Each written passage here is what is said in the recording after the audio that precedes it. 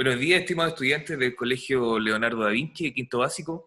En esta ocasión vamos a recordar y vamos a volver a estudiar a modo de resumen todos los contenidos o los contenidos más importantes que nosotros hemos visto durante este año escolar. En esta ocasión vamos a hablar de las zonas naturales de Chile, ya sea Norte Grande, Norte Chico, zona centro, zona sur y zona austral. También vamos a recordar también el tema de los recursos naturales que nosotros tenemos presentes en nuestro territorio y cómo estos se clasifican según su uso. Y también tenemos los riesgos naturales, que fue lo que abordamos en las últimas clases de nuestra asignatura. El objetivo de la clase es recordar contenido estudiado durante el año académico en la asignatura de Historia, Geografía y Ciencias Sociales. El contenido es Geografía de Chile, Recursos Naturales y Desarrollo Sustentable. Para dar inicio a esta clase y a modo de recordatorio, les dejo acá 3 videos que captan la idea principal o fundamental de cada uno de los temas que nosotros vamos a ver. Por una parte tenemos el video inicial, que se trata sobre los riesgos naturales que existen. También tenemos la sobreexplotación de recursos naturales, causa y consecuencia, ya para el video el cual genera conciencia sobre la extracción de los recursos naturales y por qué el manejo de nuestros recursos naturales es importante. Entonces, estos 3 videos yo los seleccioné porque considero que reflejan eh, los fundamentos principales del contenido que hemos estudiado hasta la fecha. Las zonas naturales de Chile. El territorio chileno se puede dividir en 5 grandes zonas naturales: Norte Grande, Norte Chico, Zona Centro, Zona Sur y Zona Austral. Estas zonas naturales se caracterizan por elementos físicos que la forman, que a su vez la diferencian entre sí. ¿Qué elementos caracterizan una zona natural? Los principales elementos que nosotros estudiábamos por zona eran el clima, el relieve, las aguas superficiales y la biodiversidad. Cuando hablamos del clima, nosotros nos enfocábamos en las características que se presentaban en cada zona: si llovía mucho, si llovía muy poco, si había sequía, si había abundancia eh, de, de olas de calor, de frío, etc. Identificábamos el clima de cada zona. También en cuanto al relieve, veíamos la forma que tenían sus perfiles topográficos, si la cordillera muy alta, era muy baja, qué forma tenía la cordillera de los Andes, la cordillera de la costa, cómo era el valle central, el litoral, etc. A eso se refiere cuando hablo de relieve. Cuando hablo de aguas superficiales, que era otro elemento que nosotros también estudiamos, nos referíamos a la cantidad de agua que existía a disposición de la población que vive en esa zona, ya sea en los lagos, en los ríos, a través de glaciares, a través de las aguas lluvias, etc. Y también en cada zona nosotros analizábamos y estudiábamos eh, el elemento de la biodiversidad.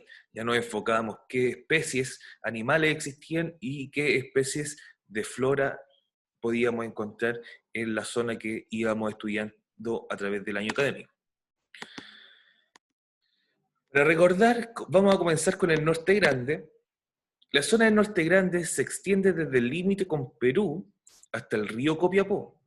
En esta área predomina el paisaje desértico, con presencia de arena, rocas y escasa vegetación como las del desierto de Atacama, el más árido del mundo. Y acá tenemos las características principales y a grandes rasgos de lo que significa el Norte Grande dentro de nuestro mapa, dentro de nuestra geografía. Tenemos los límites y una de las características principales es la escasa vegetación, y que es acá en el Norte Grande podemos encontrar el desierto más árido del mundo.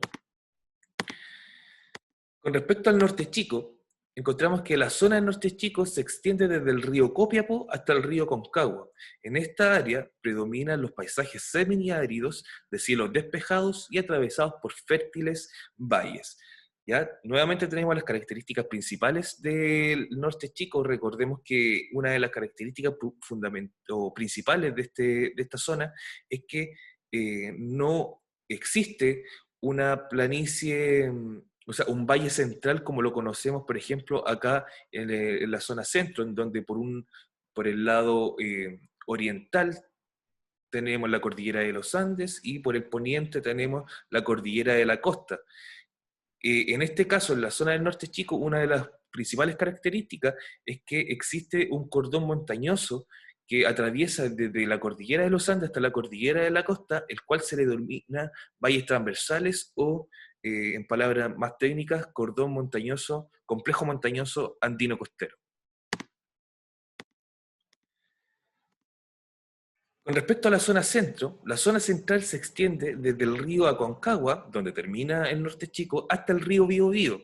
Esta área presenta condiciones muy adecuadas para el asentamiento humano y una gran diversidad de paisajes. Esta es la zona en donde nosotros vivimos.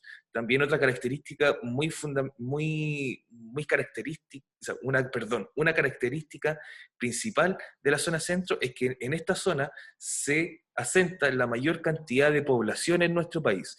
En esta zona tenemos las grandes ciudades como Santiago, Rancagua, Concepción, y esto se da debido a que las condiciones de vida, las condiciones climáticas, el relieve es apto para el asentamiento humano y es muy fácil de habitar. Por lo tanto, en este lugar es donde se asienta la mayor cantidad de población en nuestro territorio. Tenemos la primera actividad para que vayamos recordando. Escriba en su cuaderno las características que usted considere más importantes, tanto del norte grande, del norte chico y de la zona centro. Puede revisar sus diapositivas anteriores, puede pausar el video, retroceder y considerar lo que acabo de decir. Puede encontrar también esta información en su libro.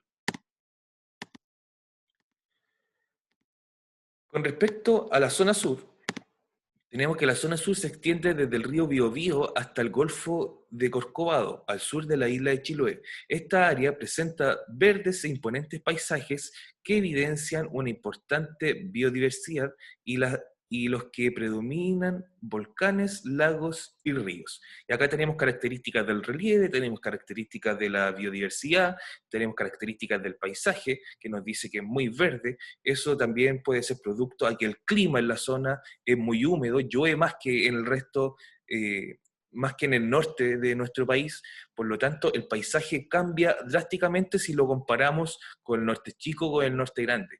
Ya en esta zona podemos encontrar mucha variedad de animales, mucha variedad de flora, de bosques, y también otra característica muy importante es que en esta zona predominan los volcanes, los lagos y los ríos. Por lo tanto, por una parte tenemos estos riesgos que nosotros podríamos considerar como los volcanes, los cuales están activos en la zona sur de nuestro país, y también otro elemento positivo es que tenemos acceso al recurso hídrico. ¿Ya? A diferencia de la zona del norte grande, que es muy árido, en la zona sur tenemos lagos, tenemos ríos, lo cual es mucho más fácil abastecer a la población de este recurso que es tan importante para la vida. Y por último, tenemos la zona austral. La zona austral se extiende desde el Golfo de Corcovado al sur de la isla de Chiloé hasta el territorio antártico chileno. Esta área presenta fríos e imponentes paisajes. El desplazamiento de los glaciares y la acción del viento han moldeado parte de su superficie de la zona, otorgándole rasgos particulares. Si nosotros podemos visualizar este mapa, podemos ver que en la zona austral una de las características principales es que el territorio nacional se fragmenta, ya en estas pequeñas islas, formando estos canales, estos fiordos, que se va generando entre isla e isla, lo cual le da una característica muy particular a la zona. ¿Ya? Se genera este archipiélago, el archipiélago es un conjunto de islas. También es muy importante recalcar que acá esto no termina en el Chile continental, sino que se extiende también a la parte a la parte del Polo Sur, en donde se puede encontrar la Antártica chilena, en donde podemos encontrar una gran cantidad de reservas de agua dulce. También tenemos mucha fauna y flora que habita en la zona en la zona austral de nuestro país, la cual también genera un paisaje muy particular y único en el mundo.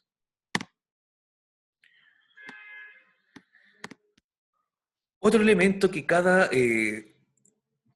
zona tiene y es particularmente distinto una zona de otra, son los perfiles topográficos. Es una representación de tipo lineal que permite establecer diferencias de altitud que se presentan en un territorio.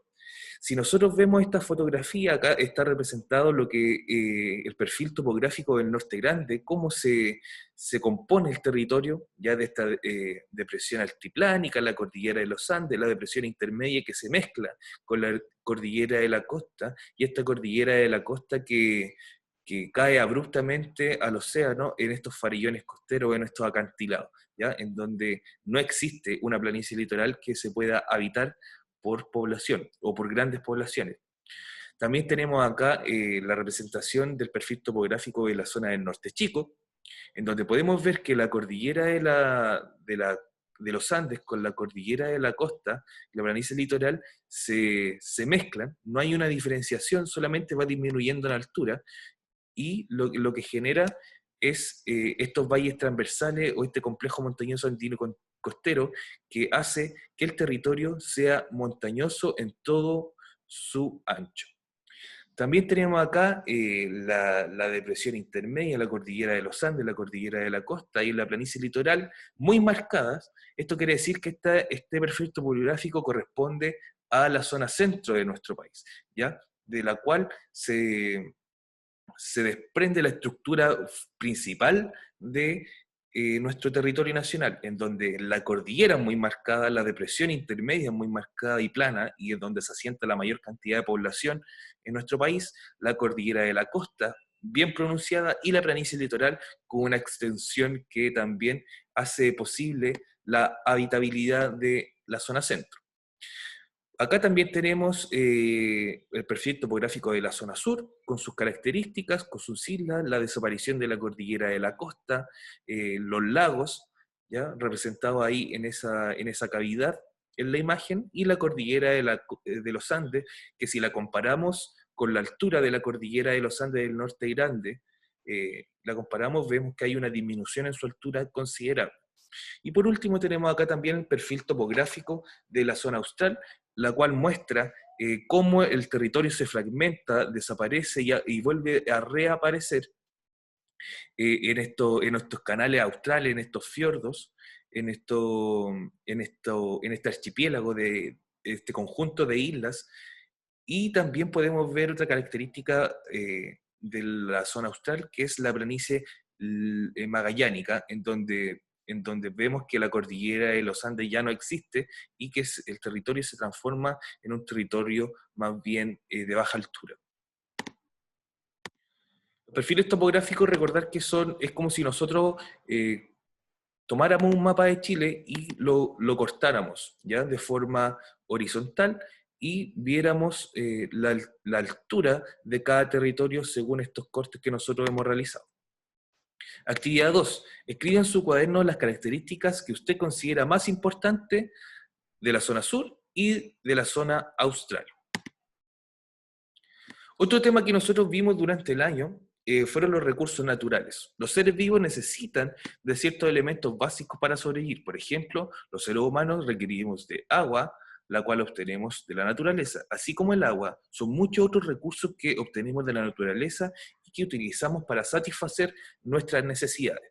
Dentro de estos recursos tenemos el agua, la alimentación, la ganadería, la agricultura también, los recursos minerales, los cuales nosotros utilizamos para generar distintos tipos de bienes y de productos.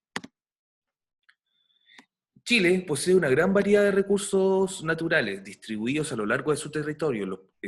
Los productos extraídos y elaborados a partir de ellos representan la mayor parte de las exportaciones chilenas al resto del mundo. ¿Cómo se distribuyen en el territorio estos recursos?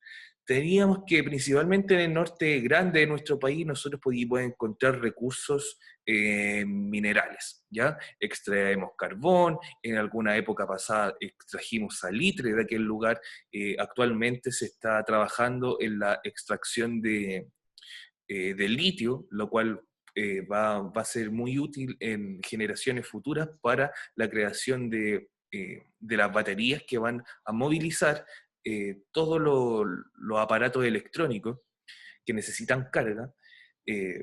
Hemos extraído del norte guano y distintos minerales que allí existen. En la zona central también nos encontramos con una zona más bien vinculada a la agricultura y a la ganadería, ¿ya? También en la zona sur podemos encontrar recursos forestales, recursos pesqueros, etcétera. Cada zona natural de nuestro país tiene un recurso que la caracteriza y un recurso natural al cual se dedican. Tenemos los recursos forestales, tenemos los recursos energéticos. Cuando hablamos de recursos forestales, hablamos de los bosques, ya sea bosque nativo o plantaciones. Las plantaciones son estos árboles que plantan las empresas forestales para posteriormente ser talados y procesados y transformarlos en distintos productos, ya sea para construcción o para la celulosa de la cual se desprende todos los productos relacionados con la papelería. También tenemos los recursos energéticos, ya sea petróleo, electricidad, agua, viento, etcétera, que en Chile también tenemos muy presente estos recursos. En el norte grande tenemos energía solar durante todo el año, en algunos lugares de la zona sur podemos implementar la energía eólica debido a que tenemos fuertes corrientes de viento que nos pueden generar recursos energéticos. Por otra parte, tenemos los recursos ganaderos, todos los vinculados a la crianza de distintas especies de animales, ya sean ovejas, vacas, cerdos, etcétera. Y por último tenemos los recursos agrícolas que están solo relacionados con la plantación y cosecha de distintos productos alimenticios, y estos recursos, recordad que la principal zona que se encarga de producir este tipo de alimentos es la zona central y la zona sur, debido a que tenemos condiciones aptas, tanto climáticas como de relieve, para poder desarrollar estos recursos. Estos recursos también se dividen o se categorizan según su uso, por ejemplo, y también sus limitaciones. Por ejemplo, tenemos los recursos renovables. Tienen la facultad de regenerarse, aunque algunos lo hacen a mayor velocidad que otros. Estos recursos no deben ser sobreexplotados, ya que algunos corren el riesgo de agotarse. Esto lo hemos repetido ya en distintas ocasiones, que a pesar de que estos recursos se vuelven a regenerar, como los árboles que vuelven a crecer, como los animales que se vuelven a reproducir, como el ciclo del agua que está constantemente evaporándose y cayendo sobre la tierra, a pesar de que estos recursos se regeneran, si nosotros los usamos de forma desmedida, puede que en algún punto estos recursos se lleguen a agotar y nos quedemos sin los beneficios que estos nos entregan. Por otra parte, tenemos los recursos no renovables. Su explotación supera su capacidad de regeneración, por lo que tienden a agotarse. Los minerales son un buen ejemplo de ello, pues para su renovación natural se necesitan miles e incluso millones de años. Dentro de los recursos no renovables tenemos como, por ejemplo, el petróleo, el salitre, el cobre, el carbón, etc. Estos recursos minerales son producto de procesos geológicos que han durado millones de años. Por lo tanto, si nosotros los extraemos en forma de medida, lo más probable es que se acaben en un mediano plazo. También tenemos acá, según su uso, tenemos los recursos agrícolas, los recursos pesqueros, los recursos mineros, los ganaderos, los forestales y los recursos energéticos que ya habíamos mencionado anteriormente. Otra cosa muy importante y que me gustaba hacer énfasis durante las clases que vimos durante este año es que la extracción de medida y de forma desregulada de estos recursos en distintas zonas del país ha generado conflictos con las comunidades que viven cerca de estas fuentes de recursos naturales, como por ejemplo el agua. Y acá tenemos unas manifestaciones que se han generado durante el último tiempo con respecto al mal uso y a la mala distribución que tiene el agua en algunas localidades. Y la gente ha tenido que salir a manifestarse ya que se están viendo perjudicados por grandes empresas las cuales utilizan su agua para sus procesos productivos, desabasteciendo de agua para uso cotidiano a la población que vive cerca de estas industrias. Actividad 3. ¿Por qué es importante cuidar nuestros recursos naturales? Explica la diferencia entre recursos renovables y no renovables. Entonces puede pausar el video, volver atrás, ocupar su libro de estudio para completar la actividad y también todo el material que nosotros hemos trabajado durante todo este año. También, y como último tema, tenemos los riesgos naturales, que fueron una de las últimas clases que nosotros vimos.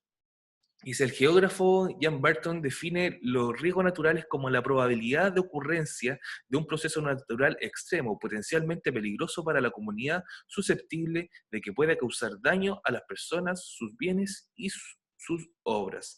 Además, los riesgos naturales presentan amenazas o peligros para los seres vivos y el medio ambiente. ¿A qué riesgos naturales estamos expuestos en Chile? Acá tenemos fotografías de algunos riesgos que nosotros podemos tener en Chile y son los más catastróficos en términos de costos humanos, de costo económico. Por ejemplo, los temblores o los sismos, los cuales pueden llegar a derrumbar, a dañar infraestructura. También tenemos un cordón montañoso que está constantemente haciendo erupción y lo cual pone en riesgo a las comunidades que viven cerca de estos volcanes. Ya ha pasado hace un par de años atrás, por ejemplo, tenemos el caso de Chaitén, en donde tuvieron que evacuar una comunidad completa debido a que explotó un volcán que tenía cerca. También otro elemento que afecta y que es muy peligroso para la vida sobre la Tierra es la desertificación, que tenemos una fotografía acá, en donde debido al mal manejo de la Tierra, a su sobreexplotación, termina generándose una sequía. Y por último, debido también a nuestra extensa costa, que va desde el norte grande de nuestro país hasta la zona austral, tenemos obviamente, por consecuencia, el riesgo de inundaciones, marejadas y tsunamis. Existe una clasificación de los riesgos naturales y son los riesgos naturales que más nos afectan a nosotros en el territorio nacional. Primero tenemos los riesgos geológicos, son movimientos originados al interior de la Tierra que provocan alteraciones en la superficie. Pertenecen a esta categoría terremotos, tsunamis, erupciones volcánicas y derrumbes, entre otros. También están los riesgos hidrometeorológicos, que son alteraciones con el clima y las aguas, tales como inundaciones, aluviones, marejadas, vientos, lluvias, tormentas, heladas, avalanchas de nieve, sequías y otros. Y por último, tenemos los riesgos biológicos, que se tratan de enfermedades producidas por la exposición a ciertos organismos vivos o sustancias producidas por estos, como el antivirus y la denominada marea roja.